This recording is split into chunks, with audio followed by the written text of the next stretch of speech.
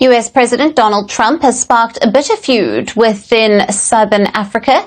He has cut all funding to South Africa, alleging that its government is confiscating land of white farmers. Not just this, he has also offered white South Africans a resettlement offer in the United States.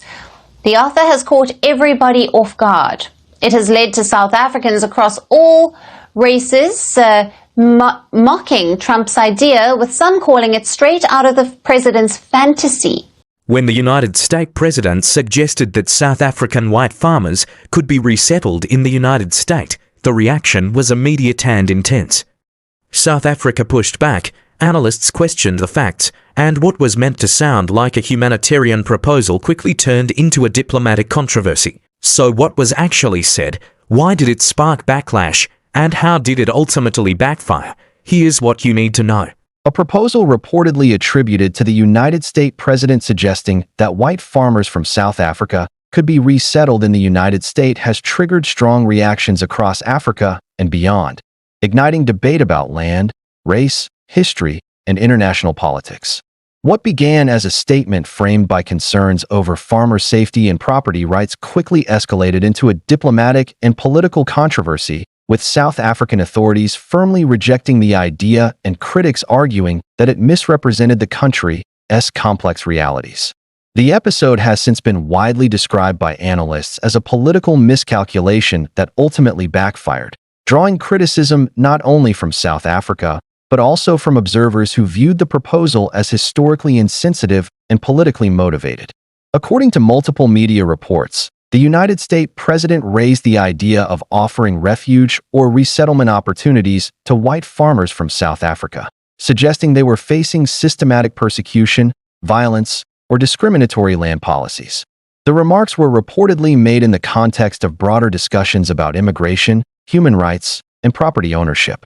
Supporters of the idea portrayed it as a humanitarian gesture, arguing that some farmers felt threatened by land reform debates and isolated incidents of rural crime.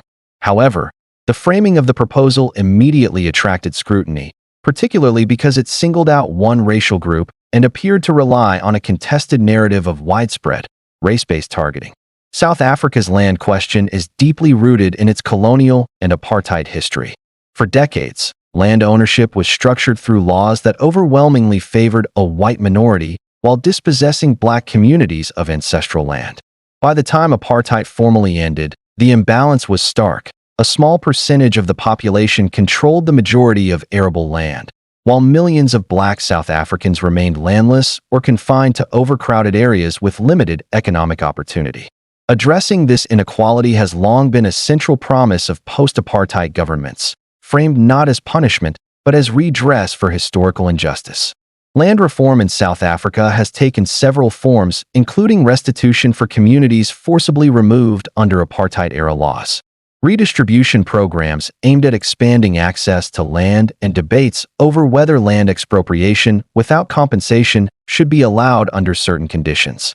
These discussions have been contentious domestically, with supporters arguing that reform is essential for social justice and economic inclusion, and critics warning about potential impacts on food security, investment, and agricultural productivity.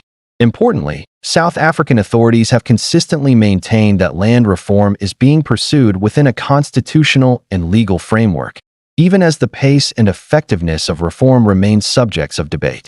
Within this context, the United States president's reported remarks were received by South African officials as an oversimplification that ignored both history and policy realities.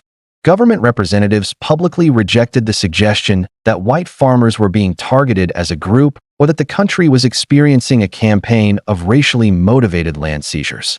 Officials emphasized that crime in rural areas affects people of all races and that violence against farmers, while serious, is part of a broader national crime challenge rather than evidence of ethnic persecution. South African authorities also criticized what they described as external interference in a domestic policy debate. Statements released through official channels stressed that land reform is a sovereign issue shaped by constitutional processes and democratic institutions.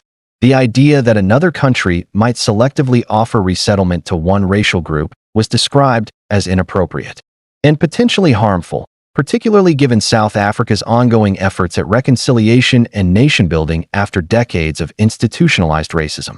Beyond official responses, the proposal sparked intense discussion among analysts, civil society groups, and international observers.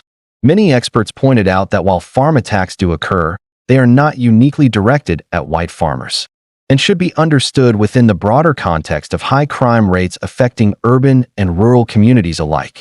Several studies and reports cited by analysts have shown that crime in South Africa is largely driven by socioeconomic factors rather than racial targeting, a nuance that critics argued was absent from the United States president's remarks. Civil society organizations in South Africa expressed concern that the proposal reinforced racial narratives that could inflame tensions.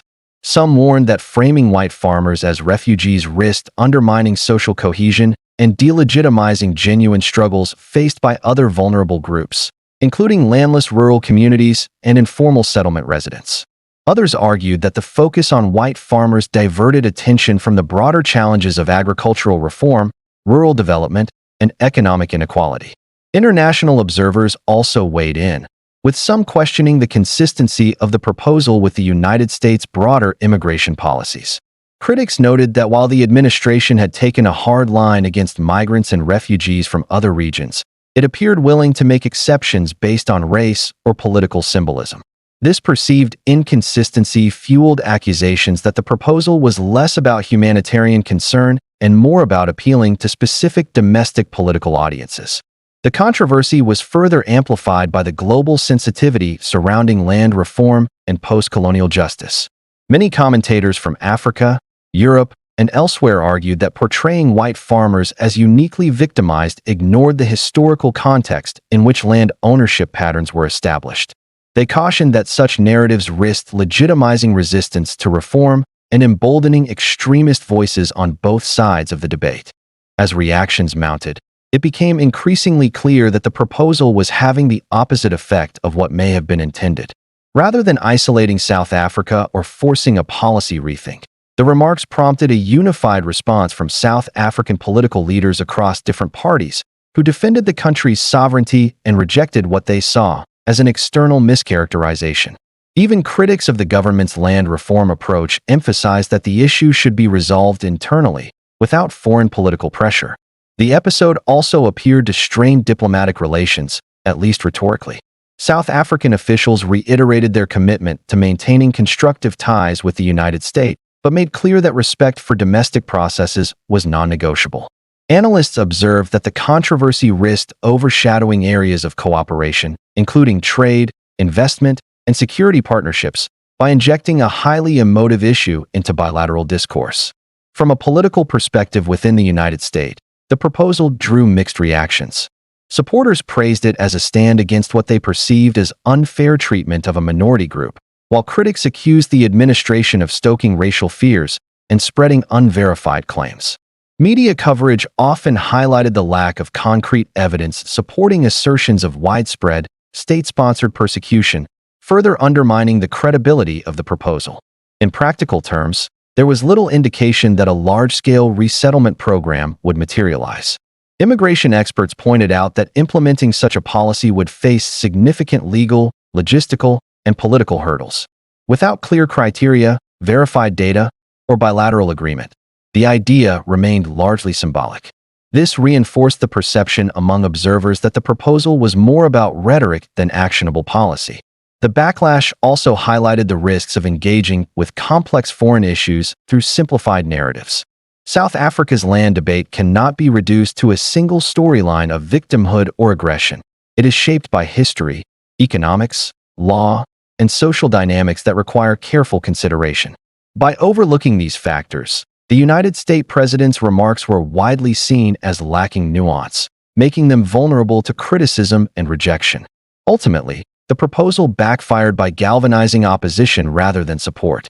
Instead of drawing attention to legitimate concerns about rural safety or agricultural sustainability, it reignited debates about race, colonial legacy, and political opportunism. For South Africa, the response served as an opportunity to reaffirm its stance on land reform and to challenge what it viewed as misleading portrayals on the international stage. For the United States, The episode underscored the potential diplomatic costs of framing foreign policy statements in ways that appear to privilege certain groups without fully acknowledging historical and social contexts. In conclusion, the controversy surrounding the reported plan to resettle white farmers from South Africa illustrates how sensitive issues of land and race can quickly escalate into international disputes when addressed without sufficient context. While concerns about safety and property rights are real and deserve serious discussion, the reaction from South Africa and the broader international community suggests that the proposal was perceived as selective, politically charged, and historically tone-deaf. Rather than advancing constructive dialogue, it ultimately reinforced existing divisions and highlighted the importance of careful, fact-based engagement in global affairs.